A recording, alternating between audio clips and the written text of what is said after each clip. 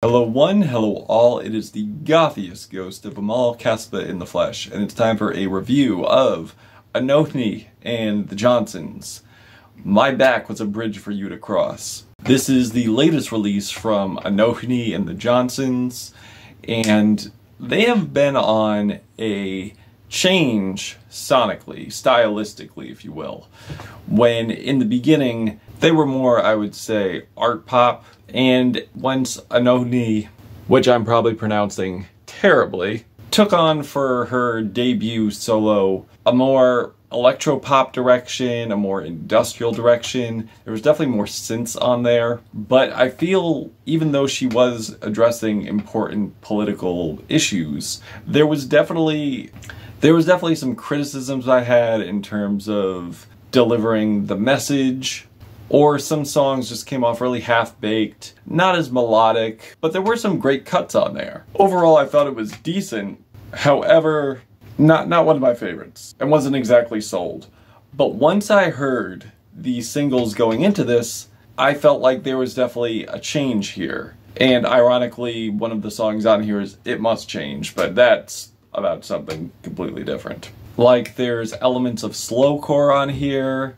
There is a lot more soul on here. Like, I'm getting vibes from like Marvin Gaye or Nina Simone this time around. Like, there's definitely more intensity this time around. Not just lyrically, but also sonically as well.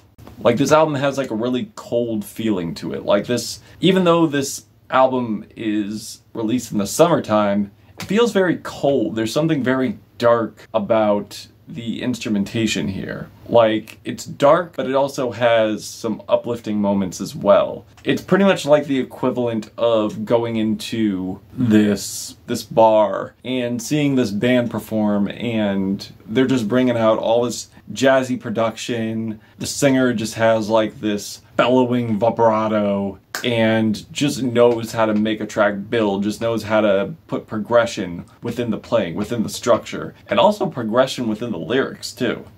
Like, when it comes to Anohni's vocals on here, they're very pained. They definitely have like a lot of sorrow to them.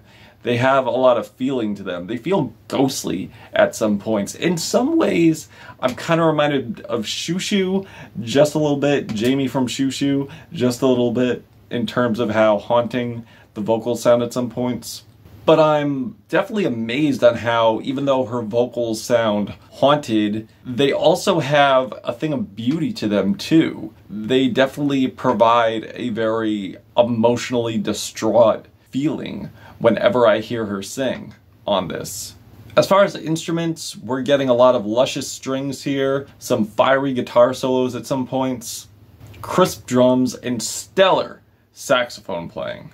And I feel most of the coldness that I'm feeling on this comes from the reverb. The reverb on here, it's not too overdone, but it just makes it sound so cavernous. Like it's a live performance here, and I'm just watching it, and I'm just visualizing it.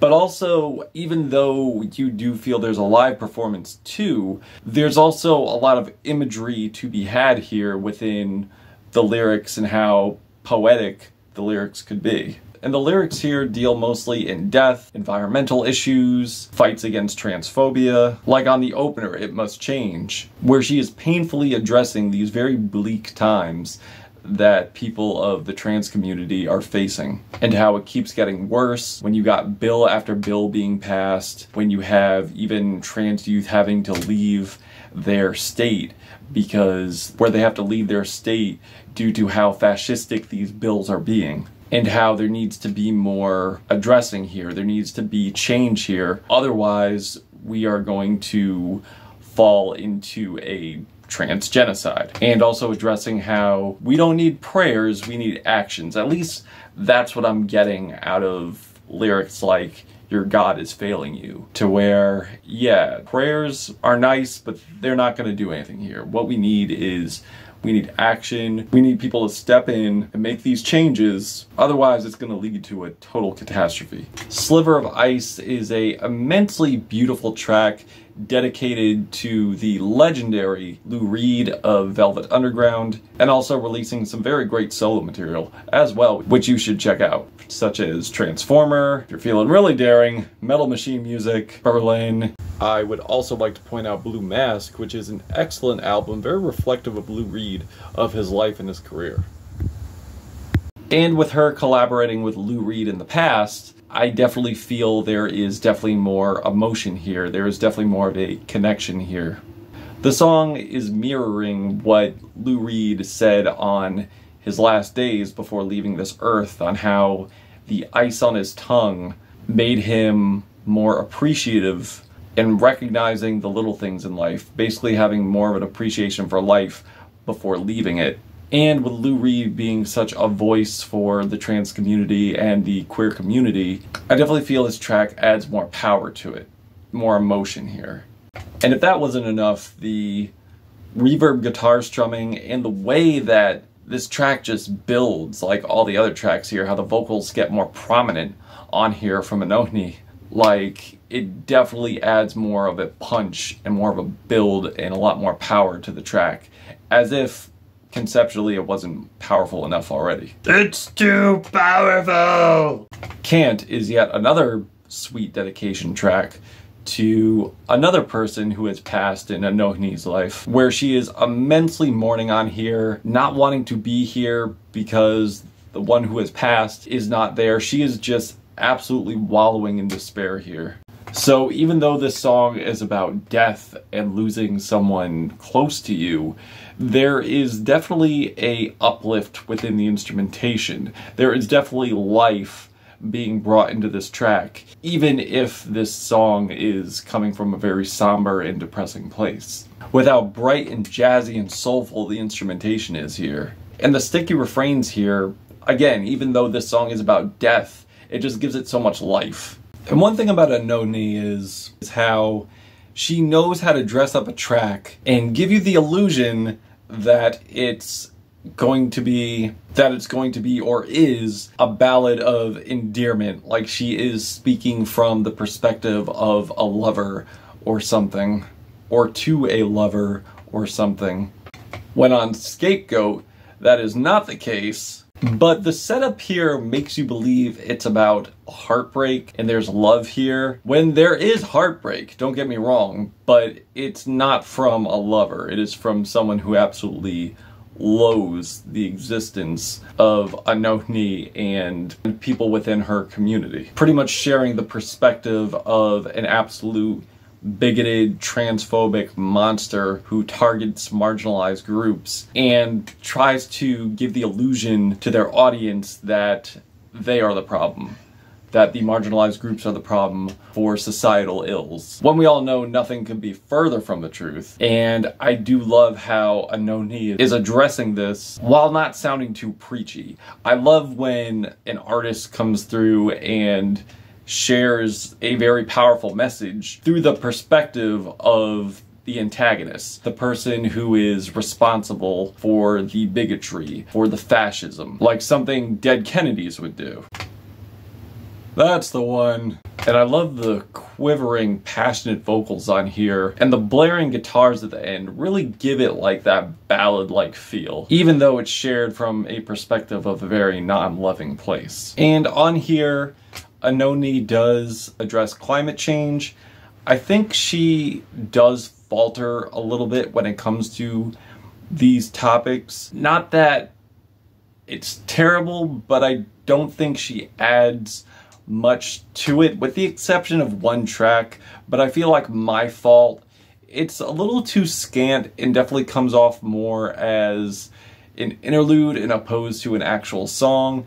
And when it comes to addressing important topics like this, I do feel there should be more development here. There should be more punch here, or at least a solution. However, I do think it's carried out more effectively and definitely more passionately and structurally well crafted on the song There Wasn't Enough, about how greedy capitalists just have this gluttony for power and how careless they are, and with their careless actions they're just leading the earth to destruction. And I love the passionate cathedral-like background vocals and heartfelt distorted guitars on the back end. And The Rest, which is probably the most progressive song on here. I would say not just in concept, but also sonically as well, artistically as well, stylistically as well. Just another compelling ballad on here, where Anohni is like passionately throwing out these comparative scenarios to something that would never have an occurrence